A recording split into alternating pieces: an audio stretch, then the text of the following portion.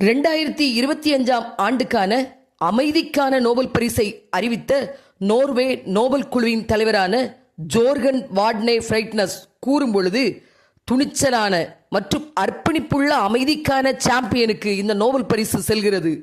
வளர்ந்து வரும் இருளில் ஜனநாயகத்தின் சுடரை எரிய வைக்கும் ஒரு பெண்ணுக்கு இந்த பரிசு வழங்கப்படுவது மிகவும் பெருமையாக உள்ளது என்று கூறினார். அந்த பெருமைக்கு காரணமான பெண்தான் 2025ஆம் ஆண்டுக்கான அமைதிக்கான நோபல் பரிசை பெற்ற வெனிசுலாவைச் சேர்ந்த மரியா கொரினா மச்சோடா.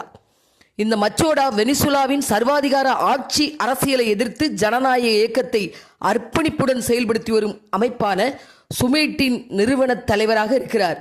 20 ஆண்டுகளுக்கு மேலாக சுதந்திரமான மற்றும் நியாயமான தேர்தலுக்காகவும் நீதித்துறை, சுதந்திரம், மனித உரிமைகள் மற்றும் மக்கள் பிரதிநிதித்துவத்திற்காக குரல் கொடுத்து வருகிறார் என்பது குறிப்பிடத்தக்கது.